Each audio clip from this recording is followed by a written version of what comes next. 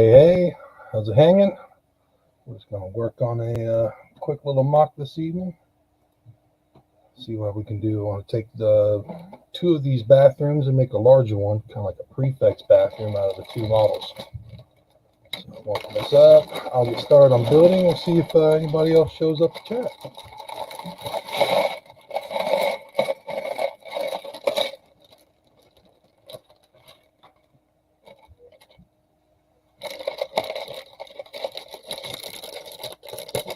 Yeah, I got this.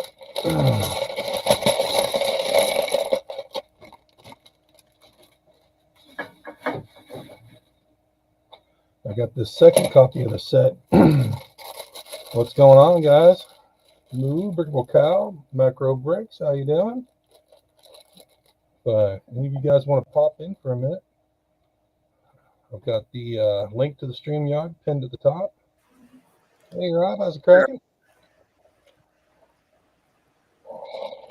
How you doing? I am doing pretty well. Good, good. We're having a heat wave out here in California. How hot's a heat wave in California? Yeah.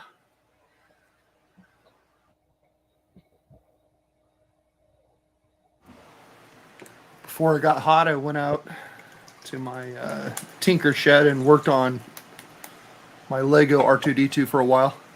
Well, that's cool. How's it coming along? That's pretty good. There's a lot. What do they call them? Technic pieces? Yeah, is that a large Technic build? Yeah. Cool. So yeah, I've still not got my Snake Mountain set yet, so I'm decided I was going to work on some of the stuff I need for my Hogwarts build. That's good.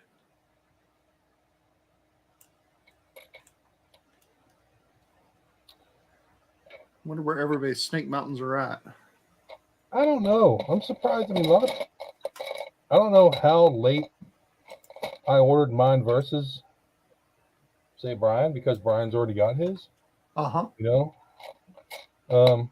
I'm guessing he probably ordered as soon as it went live. I know I waited about 2 weeks. I had to build up the money to order mine. So maybe that's what it is. Maybe they're just... Maybe the people who jumped on it first. Yeah, they're the ones that have gotten theirs. I'm kind of holding out for the Amazon buy on that one.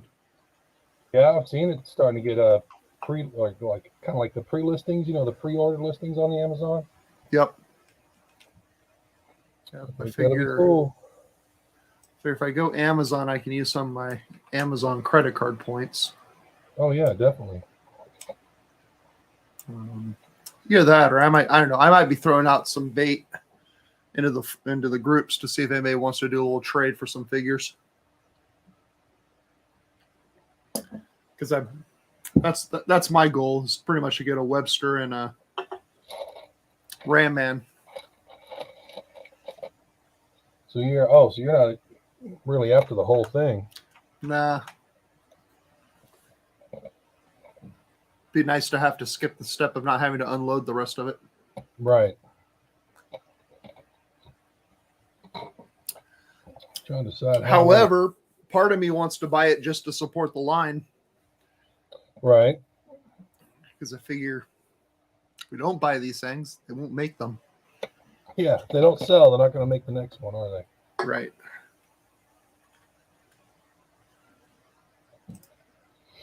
Oh, okay. So Macro's not going to join us because he is the guest with Cliff and Yeti. All right.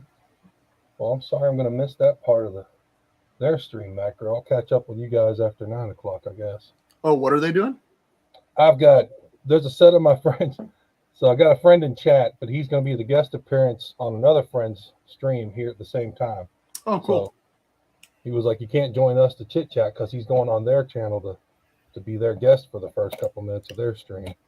There you go. Meet and greet. So they started a little early to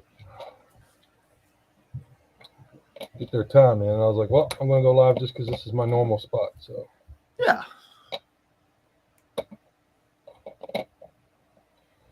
So what is this thing you're building? It's a Harry Potter bath. Oh, is it the sinks in the bathroom?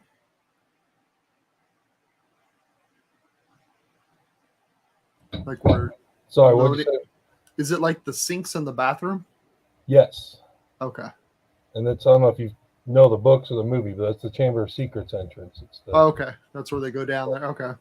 yeah. That's where moaning somebody haunts. Yes. Moaning Yeah. Myrtle. This is the bathroom she died in, which I'm surprised she didn't come in this set. Right? But it comes That's with like a no-brainer. This is really based on the kids doing the polyjuice potion that goes wrong. So this one you get Hermione with her cat head. Ah. And there's a little cauldron in here somewhere. Yeah, so this is more the polyjuice potion rather than finding out about Myrtle. But I think it's the same movie. That's both still the second movie.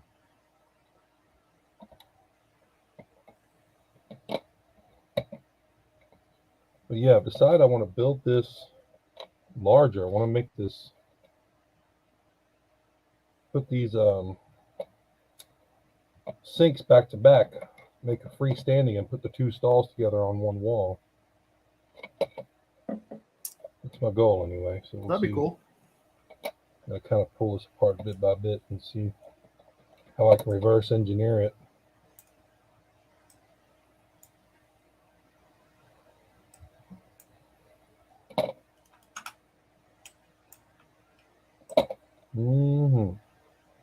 So how are other things going in your world? Good. Just trying to keep cool and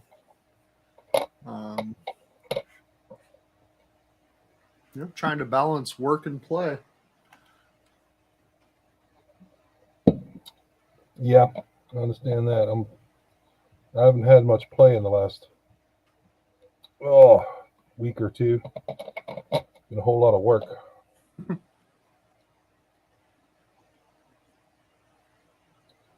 So I'll be glad.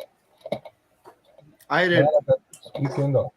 I didn't put any, kits together in a while, and it's kind of nice just zoning out and working on that R2 this morning. Right. It's a good way to let some stress go.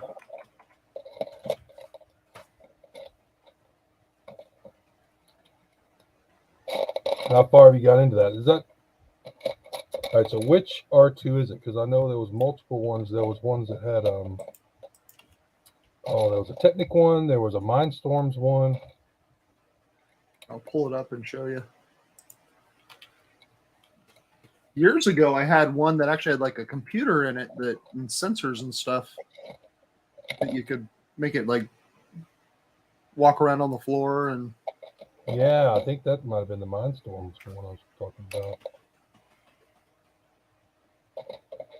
Let's see here.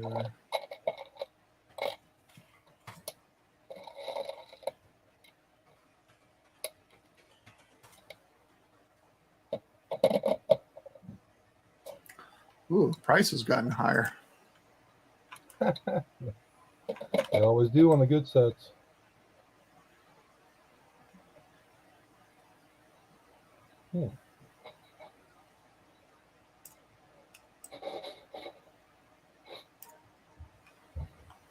And where did my screen go?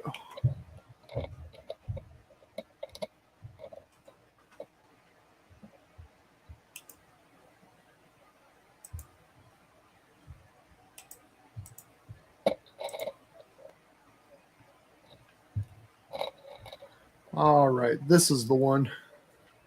Well, let me bring you up. Oh, nice. Okay, so that's the black box. Yeah, that's the collector's edition. And I think I got mine for under 199. I think it was like a 198 or something. Nice. It was actually, I think it was a gift. I'm trying to remember back now. That's even better. Yeah.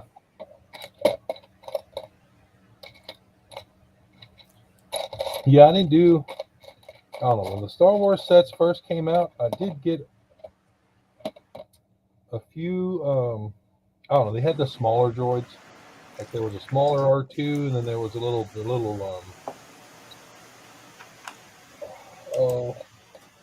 one of the droids that you rolled in. There was a green one that rolled into a ball that you could click down, and then there was a like 15-inch tall Android trooper, just one of the.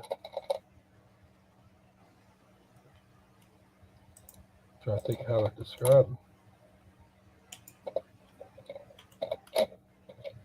So they were pretty cool, but I did not get very deep into collecting those Star Wars sets. Show you this light kit they have for it.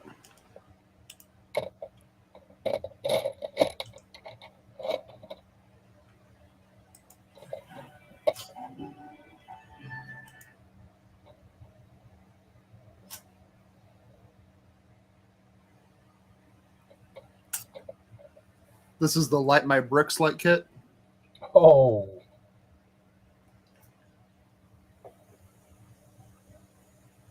And it also has a little sound module that makes little R2 sounds. Now, do those lights kind of fit in between the bricks, or is that like they replace some of the bricks in the build? I think they fit in between the bricks. Or, yeah, I think that's what they do. I think they're like, or there might be a couple that are actual bricks with lights in them. Right. But this particular kit does a really good job of like just focusing on like the dome area. Where Right. some of the generic kits that are on Amazon, like they're putting lights everywhere in places where R2 would not have lights at all. You gotta keep it real, folks.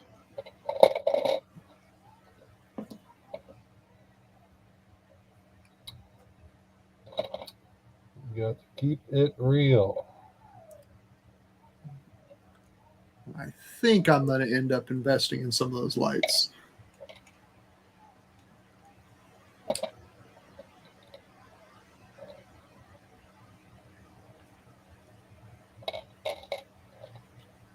Yeah, I mean, that's a really cool looking kit. Seriously. Yeah, it looks like they thought a little bit about it.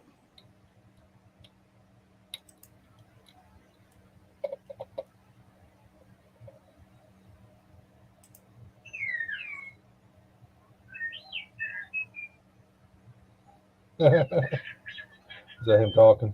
Mm-hmm.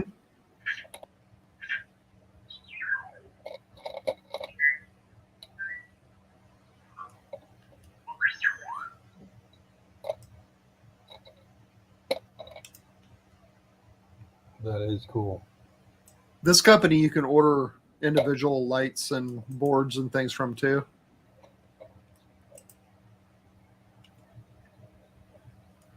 So they have like all kinds of different options. Because I'm sure at some point I'll probably go back in and add lighting to like Castle Grayskull and some different, add some little lighting things to some of the vehicles. Oh, yeah.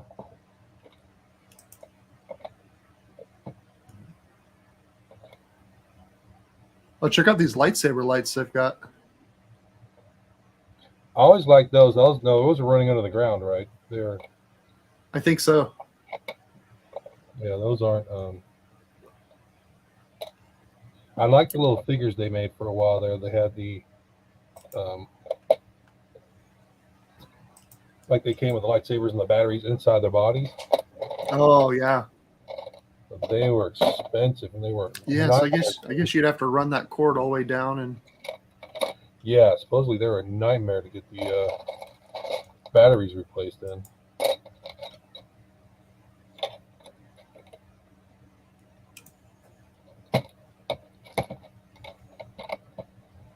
Oh, here's a pre-wired lamppost for like you're doing the Lego City. Yes.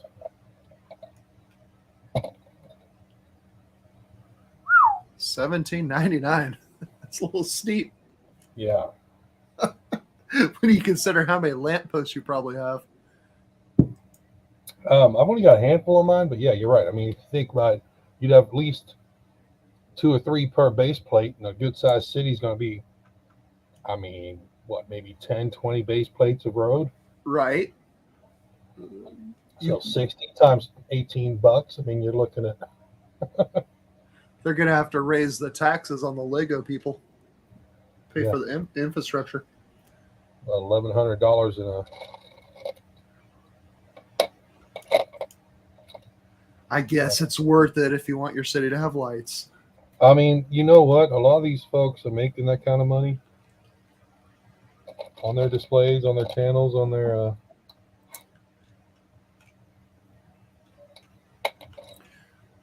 Yeah, if you can recoup the cost. Oh yeah, go all about it. There's a guy named Daryl. He runs a website. He runs a YouTube channel called bignatebrix, Mm-hmm. and he designs a lot of those light sets and sells them to the companies, and the companies give him a cut for designing the stuff. And then he's got thousands of followers. He just sends everybody, hey, you like what I'm building? You can go get it at this website. What was his name again? Bevan's Bricks. Evans Bricks. Yeah.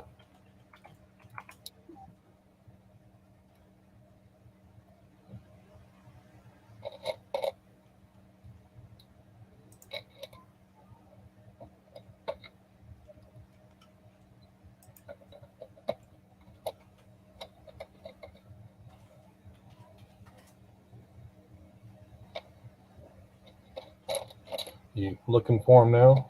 Trying to find him, yeah. Check him out on YouTube first, and then follow the links on one of his Bevins, I believe.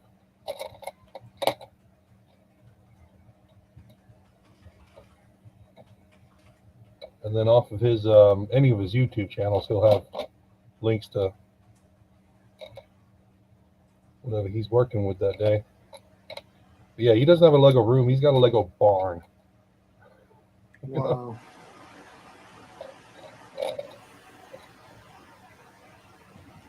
That he gets commissioned to do some pretty large builds for companies. And some pretty large sets. So, I mean, he does a really good job. He's good about chatting with. Is it Bevins, B as in boy? Yes. Okay.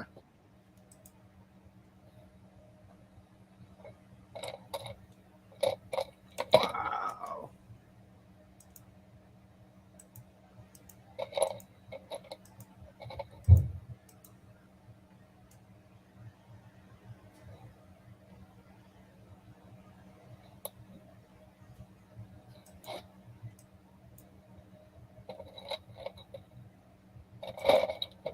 Cool. Have to follow this channel and check it out. Yeah. Yeah. Save him and check him out.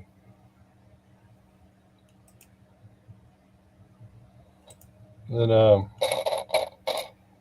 so yeah, I was asking earlier. I don't know if you answered. I had to mute for a minute because my kid was coming in. But so how hot is the heat wave in California? Today here in Sacramento,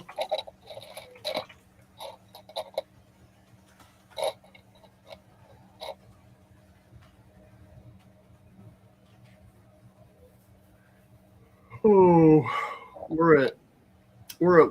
going to be at 105 at the high today, but tomorrow's high is going to be 113. Oh my goodness. Yeah, we're running probably 10 to 15 degrees higher than normal. Now, do you have a humidity factor out there? Yeah, like humidity today is like 11%. So Okay. So it's not an issue. We get this crap where it's like 100% humidity. Yeah. With 100-degree, and we're being right around 100 degrees in the peak of our summer, and it just gets so unbelievable muggy. Yeah, we don't really have to suffer from that here, but the problem that we're having is because there is no humidity, stuff just bursts into flames if it gets exposed to, Horrible. like a cigarette butt or something like that. Yeah, so then you gotta watch. You're like, okay, nobody smoke. Yeah. In fact, we just had a fire go through a small town here and take out, last I heard it was like 100 homes just a couple days ago.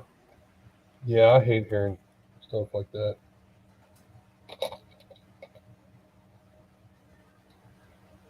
Yeah, there's one thing out there. It is dry. Yeah, this one they're calling it the mill fire, and it took out 4,812 acres. It's only 5% contained, and they're saying hundreds of homes have been damaged. And so that's like a couple counties away. Oh wow. Yeah. How are you guys? Are you within the city limits? Or are you guys outside? I'm in the city limits. Yeah.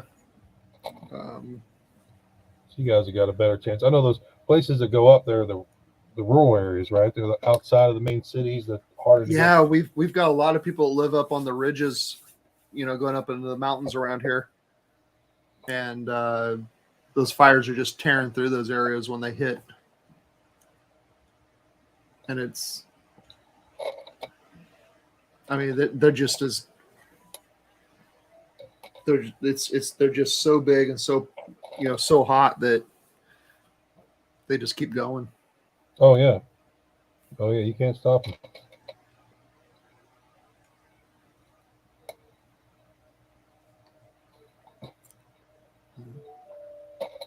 Yeah, a little humidity wouldn't be too bad right now. Yeah, at least that's moisture in the air, right? Mm-hmm.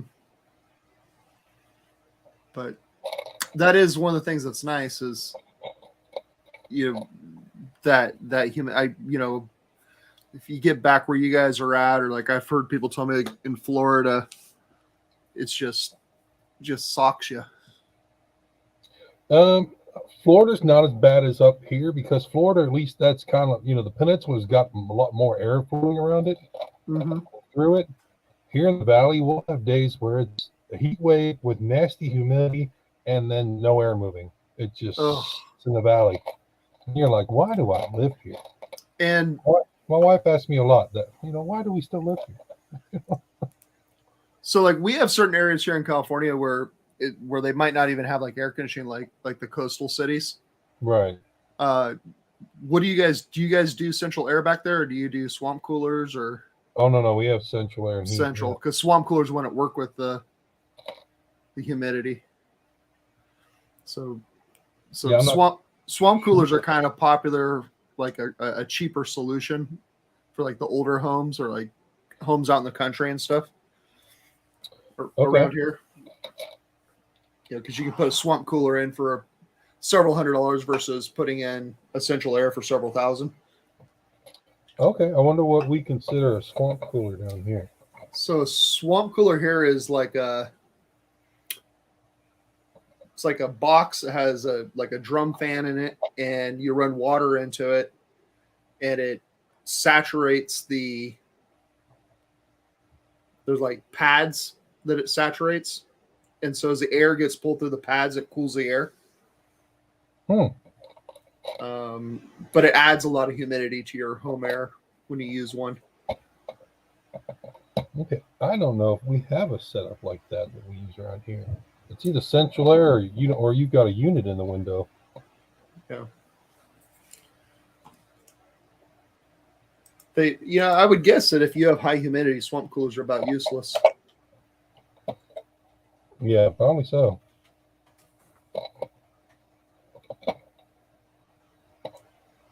They use them a lot here in like big warehouses, and because you don't have to spend the electricity to compress the coolant. Okay. Like you would in a central air system. It's basically just air being pulled through water. But it'll take it'll drop your temperature a couple of degrees, and because there's moisture being added to the air, it feels a little cooler. I grew up in a house that had a swamp cooler. Well, I mean, okay, so yeah, I know a lot of my family grew up in England. We didn't have central air at all. Mm-hmm. That wasn't even a thing.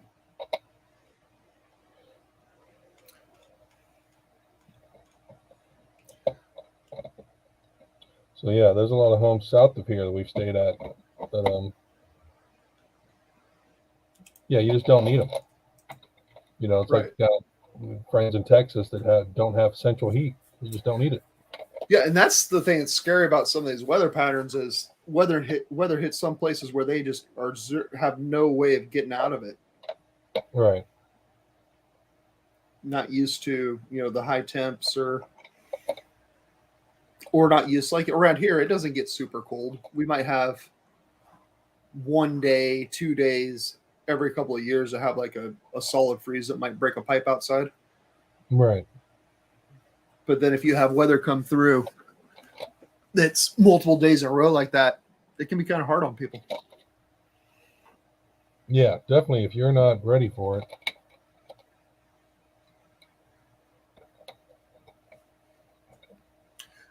I guess the other name for a swamp cooler is an evaporative cooler. Okay. Yeah, everything around here I've seen is either like we do have a what they call I don't know what the word is for it. It's a giant fan that extracts. You open the windows, you turn this fan on, it pulls the air through the house, blows it into the attic. Oh, a whole house fan. Yeah, that's what I had in mind. But I was trying to think of a technical term, but yeah, those are popular here too, especially for 2-story houses. Okay, cool. So like here where I'm at, we get this Delta breeze that comes in, and it'll like tonight we'll get temperatures somewhere in the 60s, probably 65 tonight, 67. And so if you have one of those whole house fans, you can kick it on and you can basically exchange the air in your house and exchange the air in your attic. Yeah. Get rid of it and get something cooler in, which is nice. Keeps everything cool. Yeah, I mean that's what it does. It's cool. The only drawback to it in the area I'm in is we have a lot of skunks. Oh. And so if a dog frightens a skunk or whatever, you pull that right into your house. Yeah, that would be unfortunate, wouldn't it? Yeah, it'll wake you up right out of your sleep. Is that from experience? Yeah. Not good. I know I've always wanted something like that in my garage. And I was asking the whole house fan company about that. Like, hey, can you guys install these in the garage? Because that's like my garage can get up to high hundreds. Right. Because our house faces west. The garage just gets sun beat on it. And they said that because my gas hot water heater is out in the garage, they're not allowed to install them in garages because it could create a draft that if there was a fire, it would spread or something, some code. But it'd be great to be able to exchange that air really quick.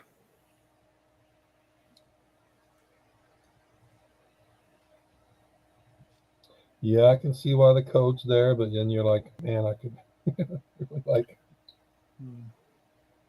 So I just open a door in my garage door and turn on a giant fan. It works. Right, then you're also not breaking any codes. Right.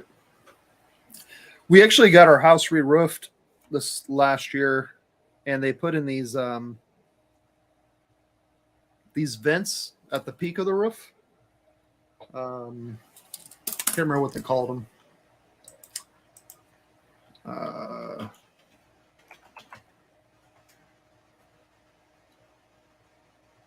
So like instead of having like the whirly birds on top of your roof or that kind of thing, right? They put these vents that run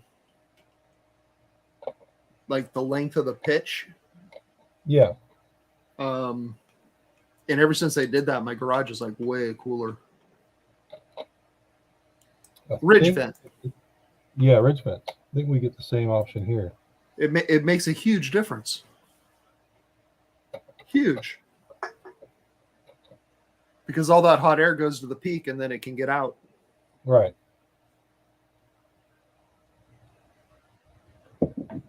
Yeah, I was inside my attic. I've got those ridge vents, but I didn't feel like don't know. I didn't feel like I feel like they covered the whole thing of paper, didn't remove the paper when they put the ridge vent in. I'm like, okay, I don't know if the air is actually getting out of there or not. Oh, that's not good. Yeah. Super hot. And I guess those ridge vents are only as good as if you have enough soffits on the side of the house. Right. To pull that through. Yeah, exactly. So if the air's not moving, they're not doing a. It's not going to do you any good. No, not really. Are you guys in a 2-story house?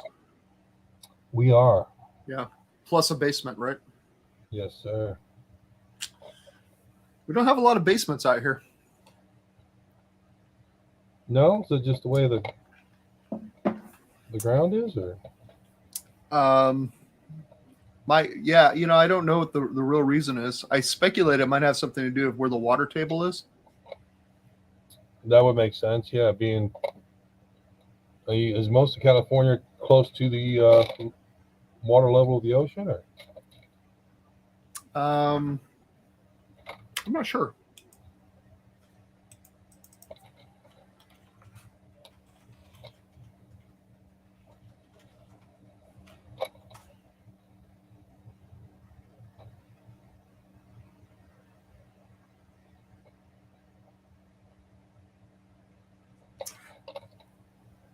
So I just Googled why are there so few basements in California, and the first thing that came up, it says of no danger of frost in much of California, foundation footings don't have to be nearly as deep.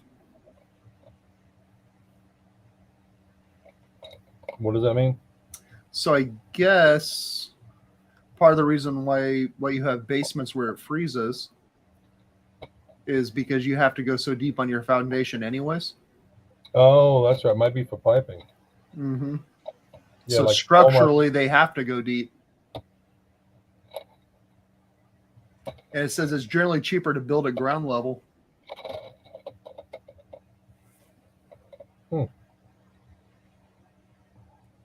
is interesting.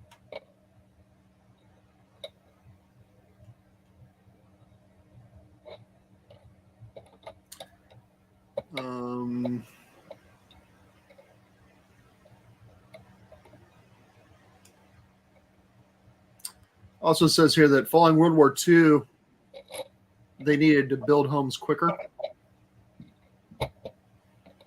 And so they built them smaller and without basements here in California to make up for the demand. Okay, that's interesting.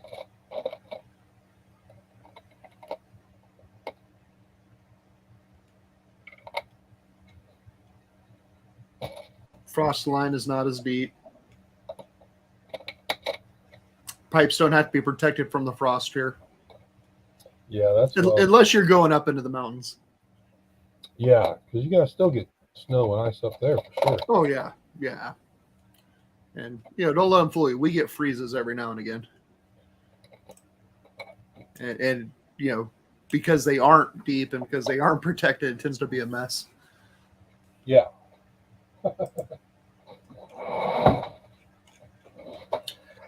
It is interesting, though, how places are different from area to area and how towns are set up and buildings are set up. Yeah, I was attempting to explain to my wife and kids roof pitches and snow levels. Mm-hmm. I think a lot of it went in one ear and out the other.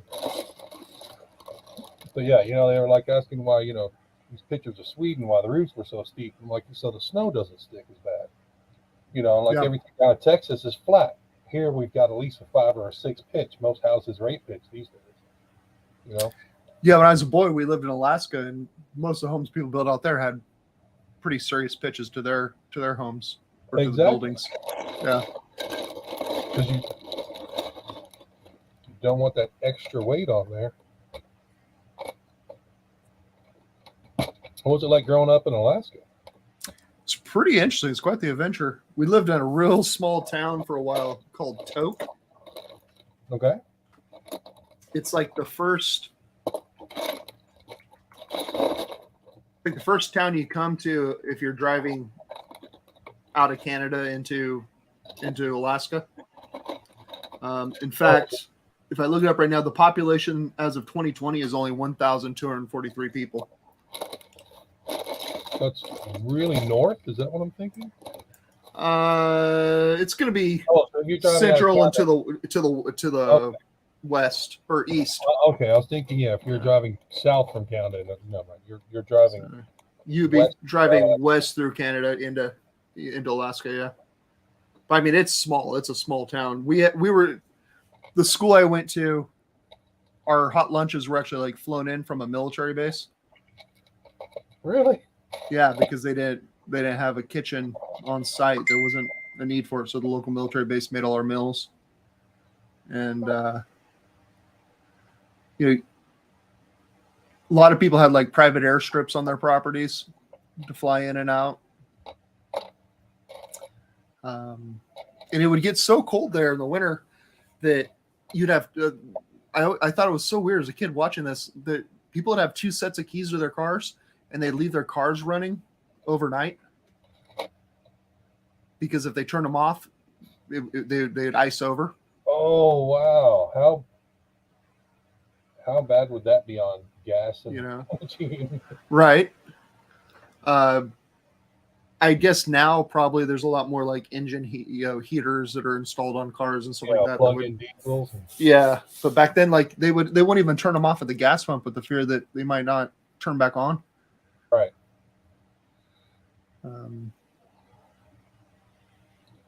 It could get pretty cold.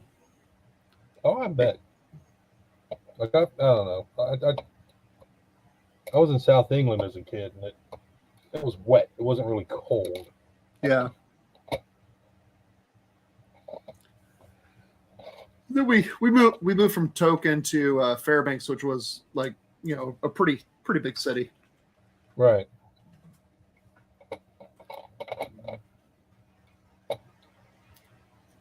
Fairbanks population is about 31,000 now.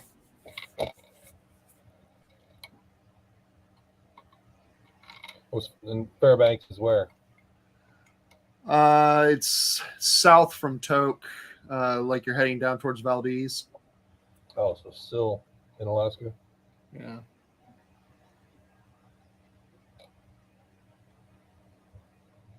Some pretty country up there.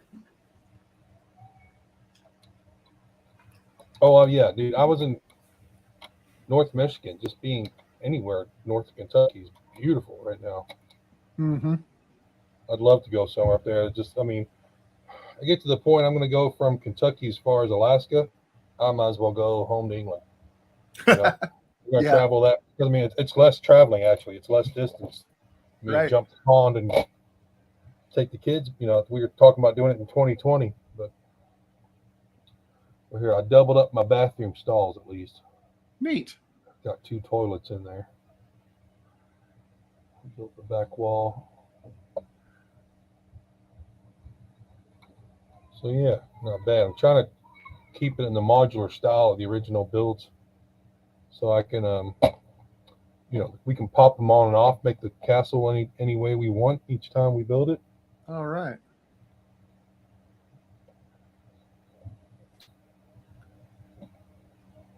I may have to play around with another part or two though. Trying to use all the parts I can out of the original sets. But I do have this big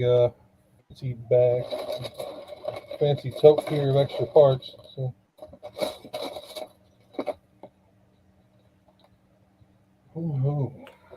you should do we should do a show just talking about our different organization tips and tricks. Or what tricks and tricks? Like how we organize parts and. I have no parts in organization right now. They're just everywhere. Yeah, I mean, I've got like Mega Blocks separated from Lego, and then what I haven't sorted separately, kind of to what I have sorted. Yeah. I've got like a dozen totes of stuff I have pre-built from the last shows I've been at. Uh-huh. One of your guests that was on the last show, man, it looked like he had an organization system going. Oh, that last week that would have been macro. Yeah, he's been doing it for a while. Like that man's got a great job, understanding wife and no kids, so he is well organized.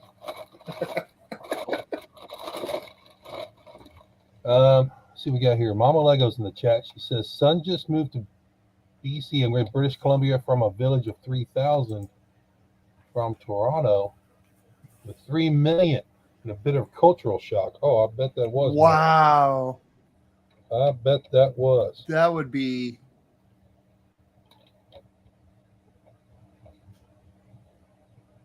You would feel like a ghost. Yeah. You know what I'm saying?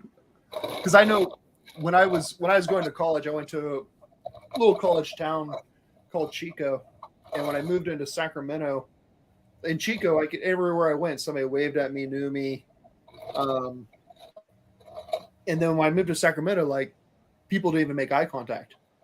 Yeah, nobody knows who you are, right? And it was so strange, like it was so disconnected for a while. That changed for you once you stayed in the same area for a while? Sure. Yeah, now I can't go anywhere without, especially as a teacher, I can't go anywhere in the local neighborhood without running into a family or a student or a coworker. So a lot of, do most of the students in your school come from local neighborhood? Yeah. In my school, most of my students are from the local neighborhood, but we have open enrollment. Right. So there's students that come from other neighborhoods as well. And so like my neighborhood is actually probably about five miles from my school. And so I have students around here or kids around here that go to my school or have gone to my school. But they kind of got rid of like when I was going to school, it was, you had a neighborhood school. And if you lived in a certain area, you went to that school. But in our district, they're very big about open enrollment. Like if there's a space available, you can open enroll into any school you want. Yeah, that's what we have going on in our school district now. And it kind of changes the feel of a school in a community. Yeah, I don't know. I'm all about everyone getting equal opportunity to go to whatever school they want. I just wish they would, where we are, they're pushing this new program called choice schooling. Mm-hmm. And if I'm correct about this, kids in neighborhoods that are less, I don't know, we'll just say there's neighborhoods in the city that the kids get a choice of if they want to go to the neighborhood school or if they want to go across town to a school, on this side of town. Sure. It's like a reverse busing model where before they used to bus kids to a specific school. Now they had busing here for a while. Yeah. Everyone made them get rid of it because it was a nightmare.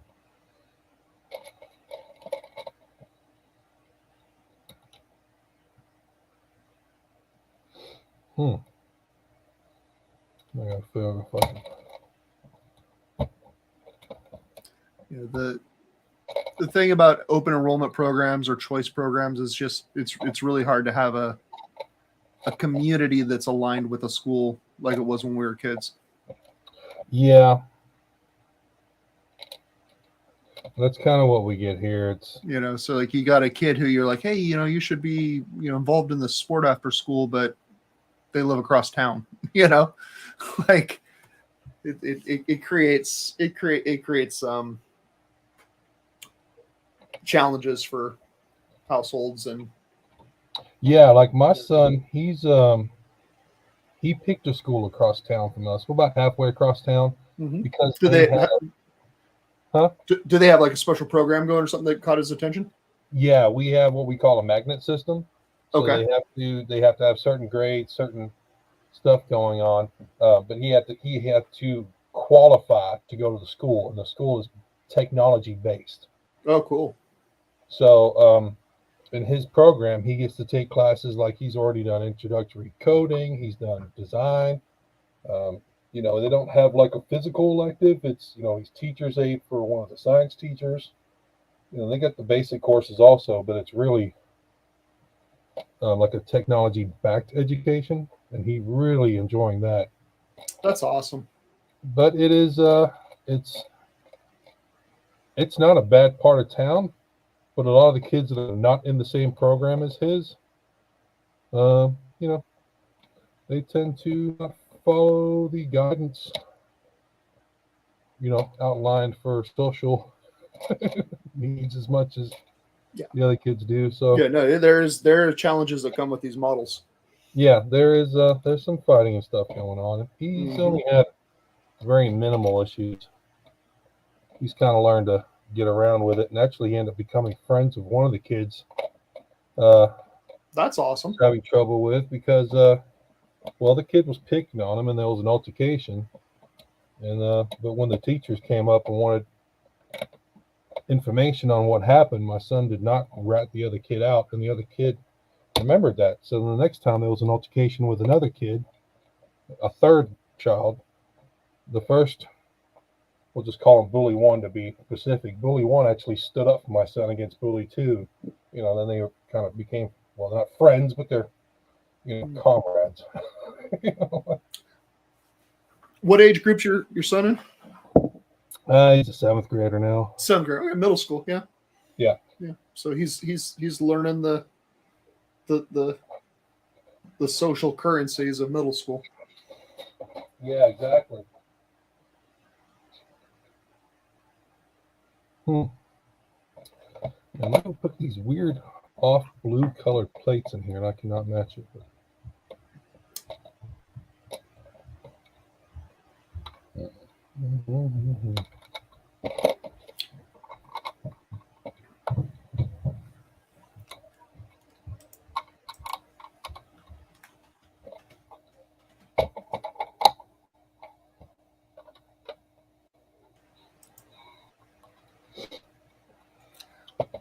We've got a high school that's around the corner from my house here.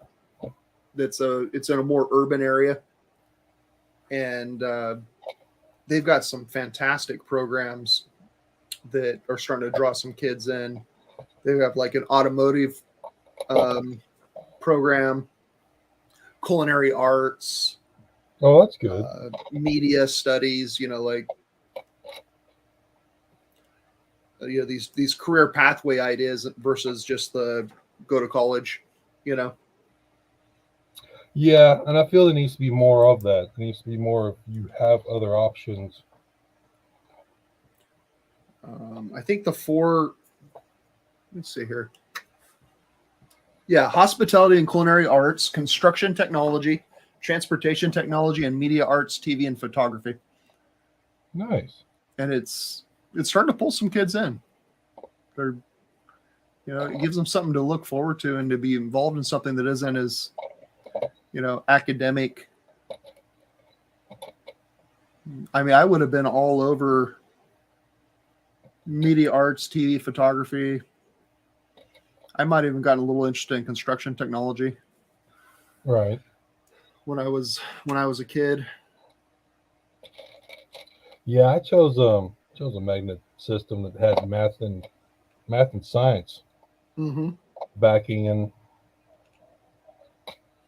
honestly, I look back at it now, I should have. I don't know. I don't regret the school I went to, but I feel like I spent a lot of time chasing an education I never used. It's a lot of people that feel that way. Yeah. It can happen. It can happen real easy if you don't, Went to a magnet school, then, I ended up at a performance arts school for high school, went to college twice. I used none of that education at the chemical plant I worked at. Right.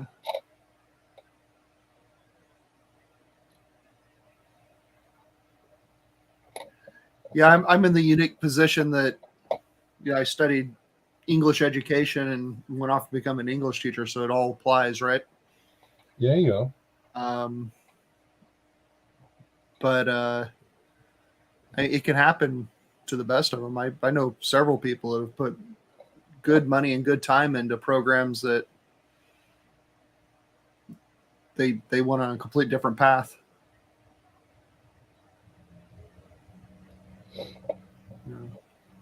And during the time that they were doing that, I remember having conversations with them about like, what you want to do. I'm not entirely sure you really need a degree for that, Yeah. like, but there was that time period where everybody was being told you have to get one. Yeah, that's just it. My parents were vivid. I went to college, and I was like, I don't want to go. I don't know what I want to do. And they're like, well, you really need to go. So I went, and I screwed around. I wasted money for 2 years. Yeah, you're probably better off not going when you don't know what you want to do. Exactly, and I'm going to respect that if my kids make that choice. But I'm getting it in their heads that I'm not paying for their college, so they need to. There you go. Either your grades are going to carry you, or you're going to choose something you can, get loans and pay for on your own. That's going to be something you're going to invest in yourself. Yeah, exactly, and you're going to really want to do that. Yeah, I think there's more conversations happening in homes now about college and is it the option. And I have a lot more students that will bring up, well, I don't plan to go to college. And what I always tell them is that doesn't mean that I'm not going to prepare you to be ready for it. Yeah, but I mean, I don't know. When I was in high school, they did not mention trade schools at all. No. They took those courses out of the high school I went to. Yep. Honestly, I would have loved to learn something like carpentry or electric. Skills like that. I would have been a lot more interested in that. But I was told if I wanted to build something, I had to be an architect. Right. Well, I didn't want to go to school to be an architect. But when I finally got a job in construction, man, I loved building houses. And I was just Joe Schmo grunt guy, but I loved it. Love the work. That is what I wanted to do. But see, I could have gone to school and been a carpenter, or frame builder, plumber, electrician. I would have been able to still build things. Tradesman. I would have been happy. I would have learned a trade, would not have had school debt, would have been making good money a lot earlier in my life. Yep. And I can't tell you the number of students that I've got that were completely not interested in any of the academic stuff we were doing. They're just blowing my classes apart, and then I would do things like pull out a screwdriver and be like, "Hey, do you think you could figure out how to make this table not rock? Or can you help me get this adjusted?" And the kids are just completely hooked and involved after that. Yeah, and then like, oh, okay, Mr. Rob's cool now. Yeah, because it's just it's everybody has their strengths and their interests. Right. And that whole one size fits all, just it's a struggle. Yeah, one size does not fit all. And like I was just saying, I knew military was an option, but the military did not need me at the time. So, I was okay with that. I appreciate them allowing me to try to join. But, yeah. But, my buddy, my best friend joined. We were in high school, and I was going to go with him. He's retired now. He's did 23 years, and he's out. And I'm like, oh, I'm just starting my retirement fund. Mm-hmm.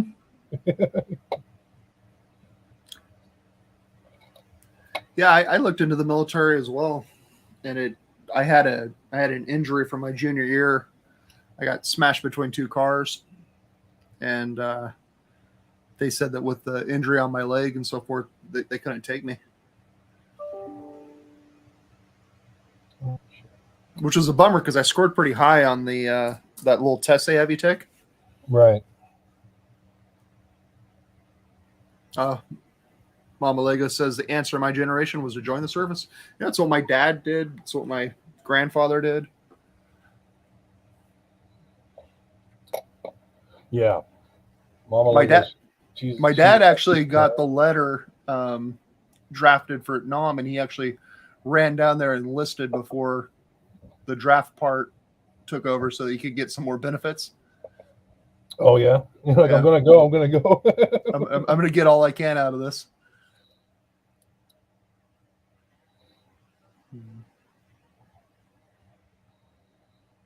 Hell yeah.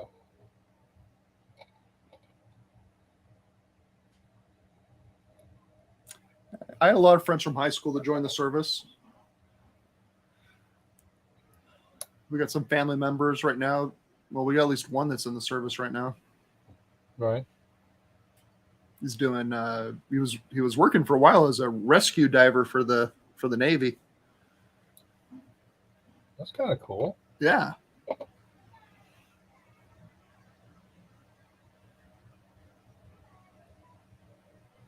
Yeah, my buddy was a mechanic, so he was using his brain.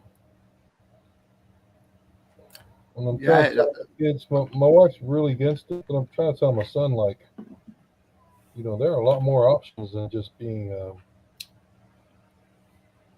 front line. Sure. You know, she's all like, "Oh, you join the military, you get shot straight to the war," and I'm like, "It's not like that, baby."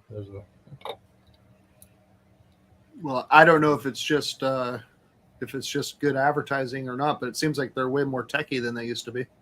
Oh yeah.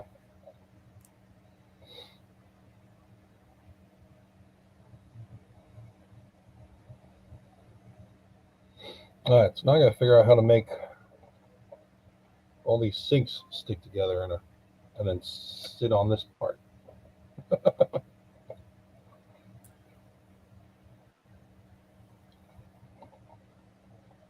Yeah, how are you going to connect those together? I don't know, because I used the wall parts in here. They came with these clips, so I may have to rig something up colorfully that can be hidden inside. May have to get well, I may have to get creative, but it may be something for next week because we're getting close to the 1 hour mark. Yeah, we are.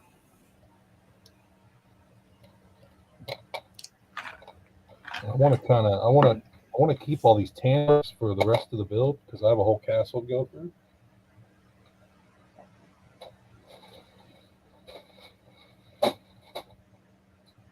So let's see, where am I?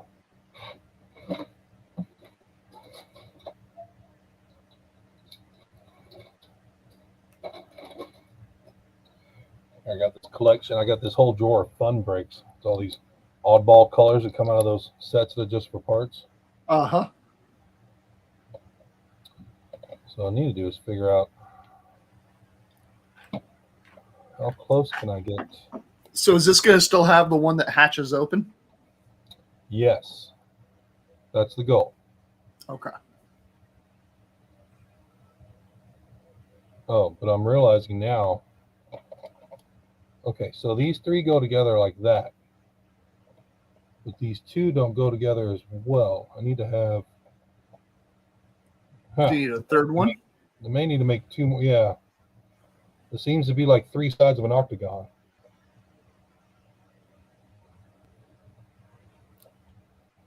I may need to build a little wall between them. Well, that won't be hard though.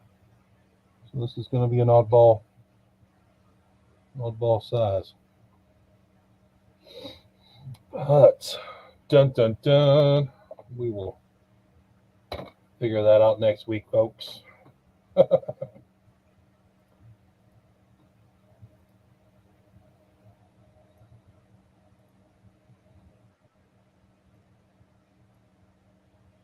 There we go. Yeah, I'm gonna work on that a little bit, but I think I'll leave it for next weekend to play around with. Got some progress. There we go. I've got 100 more sets to build. So I was telling my sister earlier we had a birthday party today, so family over. And she said something about her friend had a Hogwarts Lego set and he wanted to get rid of it. I was like, I got enough to fill that dining room table. She was like, really? I was like, yeah. I was like, one day I'll get around to building it. So Yeah. All right. Yeah. Thank you, Mama Lego, for hanging out. And I'm glad you got your package, Mama. I was afraid that wasn't going to show up, but I'm glad it did. And like I said, I would have made it right if it hadn't come. Yeah. So thank you, Rob, for joining me again. Thank you for everyone that dropped in earlier. Absolutely. And, we will catch you guys next time.